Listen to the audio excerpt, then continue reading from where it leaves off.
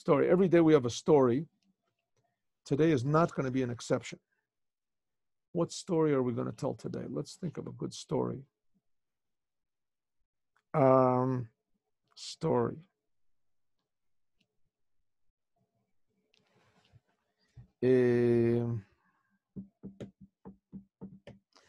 Actually, maybe I can even read the story from here. It's a story about how Yeshua ben Levi stole the sword of the angel of death. You ever hear this story before? How he stole the sword of the angel of death and jumped into heaven. Let me just get this so I don't get it wrong. Yeshua ben Levi, here it says. How's the story? What? Yeah, but maybe other people don't know the story. Huh? I don't even know if it's here. No, I don't see it here. It has to be here, though. All right. Kuf Yud Aleph. Kuf Yud Aleph.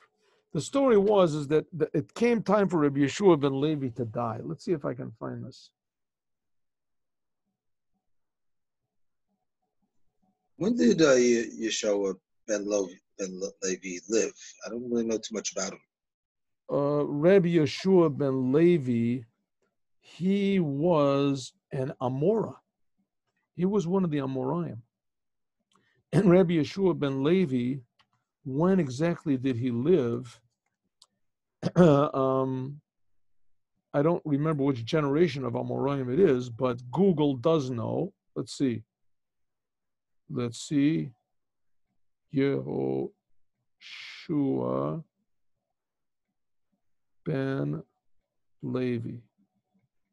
Here we go. Yeshua ben Levi. It says that Rabbi Yeshua ben Levi lived, and he was an Amora in the first half of the 3rd century. In other words, 300 years, 200 and something years after the destruction of the temple. That's when the Amoraim were. It was like in the first generation of the Amoraim. And he was taken without All dying. Right, the story goes like this. I'll tell you the story. Hanavi? What'd you say? What? He was taken without dying, like Eliyahu? No, he used to see Eliyahu Hanavi all the time. He used to see Eliyahu Hanavi all the time. There's a lot of, here, I got the story. Ready? Okay, first of all, there's a lot of stories about Rabbi Yeshua ben Levi, and he used to see Elijah the prophet constantly. And we're going to see a story over here that Rabbi Yeshua ben Levi, he was of the level of Rabbi Shimon Bar Yochai. Incredible. It says that really in his generation there was no rainbow. We'll talk about this in one minute. And he used to see Elijah the prophet very regularly. Elijah the prophet used to appear to him almost whenever he wanted. And so here's a weird story. When there came the time for Rabbi Yeshua ben Levi to pass away, so the angel of death came to him, and he said, "Come with me. I want to. It's time. Come die." And Rabbi Yeshua ben Levi said, "I'm not going. I want you to show me my place in the world to come." So he said, "Okay." So they went to this big wall. There's different opinions where Olam Haba is. Some people say that heaven, Olam, like where was Adam? Adam lived in Gan Eden. Gan Eden was in the world. Some people say that Gan Eden is a place in the world. It's actually a place in the physical world, Gan Eden. And that's where Adam lived, Gan Eden. But it's a place that for whatever reason it is imperceptible to us. I understand that, don't understand. Anyway, so he brought Rabbi Yeshua ben, this is a proof that it is a place in the world. He brought him to this wall. And Rabbi Yeshua ben Levi said, "Listen, you got that sword over there that you kill people with. It's scary. All the time you have that sword, I'm afraid you're going to use it. I don't want to walk with you all the time. Just looking at that sword makes me afraid. Give me the sword." Angel of death. Bizarre story. So the angel of death says, "Okay." and he gives Rabbi Yeshua ben Levi his sword. He said, don't worry, I'll give it back to you. Gives him the sword. So he gave him the sword. This is his knife, sakin, knife. When they reached the wall over there, so the angel of death lifted him up to the top of this wall so he could peek in and see where his place is. So Rabbi Yeshua ben Levi looked over and he jumped into heaven with the sword, holding the sword of the angel of death, and he jumps into heaven, and the angel of death is now stuck.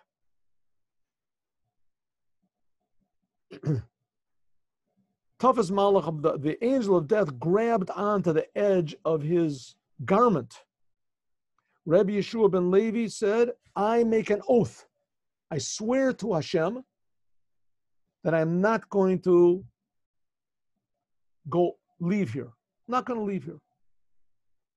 So there we got this tug of war. The angel of death has his hand over in heaven. And Rabbi Yeshua ben Levi says, I'm making an oath and I'm not leaving. For some reason, the angel of death could not pull him back. Couldn't pull him back. But Rabbi Yeshua ben Levi also could not progress any further. So the angel said, listen, I have to have my sword back. I mean, that's the tool of my trade. You know, without my sword, I'm worthless. Bizarre story. God said, what can I do? You know, he made an oath. He said, I'll tell you what, let's do like this. If ever in his life, Rabbi Yeshua made an oath and he went to the rabbis to have this oath rescinded, right? You can do that. A person that makes an oath, he says, I swear I'm never going to eat pickles again. And then suddenly he realizes, what did I do? What did I say?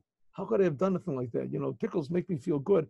He can go in front of 3 rabbis and say, listen, I made a mistake. When I made that oath, I didn't do it with a full heart. I didn't realize, you know, the real repercussions of my words. The rabbis can say, okay, we rescind the oath. So God said, if Rabbi Yeshua ben Levi in his whole life ever went to rabbis and negated an oath that he made, as I can negate this oath. But if not, I can't do anything. They checked his whole past life and they found that he never negated an oath.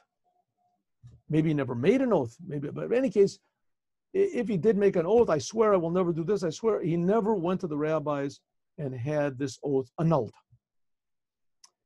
The angel of death said, listen, give me my knife back. He said, I'm not going to give it back. All of a sudden there came a voice from heaven came out and said, give him the knife because it needs it for the necessity of the world. People have to die. That's what we learned in the Mimer, right? People have to die. God has his secret reasons why, but it's a good thing for all mankind that people die. Elijah the prophet was announcing, give a place for Rabbi Yeshua ben Levi. They found Rabbi Shimon Bar Yochai. Rabbi Shimon Bar Yochai was sitting on in front of 13 tables of gold. Probably for all the self-sacrifice that he made for learning Torah and the great genius that he had for learning Torah. Rabbi Shimon Bar Yochai said to Rabbi Yeshua ben Levi, you are Ben Levi? He said, yeah. Rabbi Shimon Bar Yochai said, in your days, was there ever a rainbow in the sky? Now, the rainbow in the sky is there because God wants to destroy people, like in the time of the flood. And God put the rainbow in the sky as a sign that he's not going to do it again.